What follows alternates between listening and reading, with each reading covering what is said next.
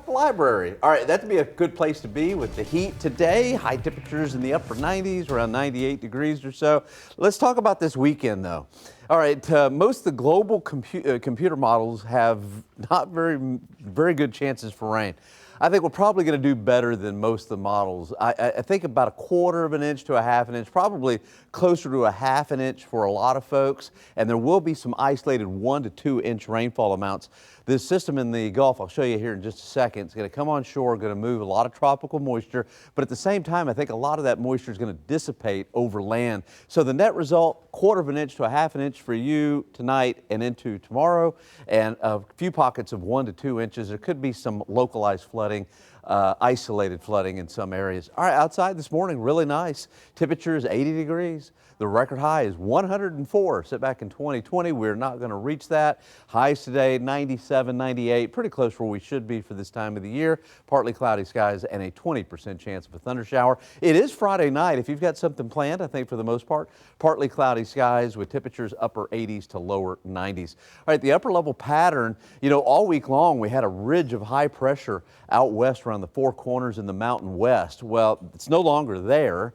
It's here, very close to our disturbance here in the Gulf. I think that's going to help to push it off towards the north and west over south central Texas tomorrow. So we do have that chance for some rain. And then Sunday into Monday, the high builds back, and that means no rainfall. And then the high reestablishes itself, same thing as we had this week for next week over into the Four Corners region. So what does that mean for us? Tuesday, Wednesday, Thursday, Friday, I think we've got a chance for some scattered rain with afternoon heating. All right, so here's our disturbance in the Gulf. Not really a low level center yet. Should make landfall this afternoon, running out of real estate. Could become a low-end tropical depression. Either way, this is going to be moving to the north and west over the Rio Grande. And at the same time, I think a lot of this moisture will dissipate once it moves out of the Gulf and across land. The computer models, just unanimous, right up the Rio Grande, and that means we're kind of in a good zone for at least some rainfall, I think. High temperatures will be in the upper 90s today. This particular computer model, the HRRR, not showing much shower activity this afternoon. There probably won't be much, but I think a 20% chance. And then tonight, rain showers start. If you have something planned tomorrow morning, likely we'll have some scattered showers, and I think some scattered showers into Saturday as well. There is a marginal risk of isolated flooding.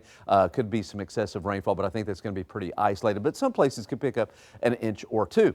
All right, this is Tropical Storm Aaron, 70-mile-per-hour tropical storm on the verge of becoming a hurricane. Finally, just in the nick of time, going to just miss the Virgin Islands and Puerto Rico. Surf is going to be up there and then should go right between Bermuda and the East Coast as we head into the next several days. All right, molds 260 in light, and the aquifer did drop off about 1/3 of a foot. 627.4, again low. We need some rainfall. We need some heavy rain.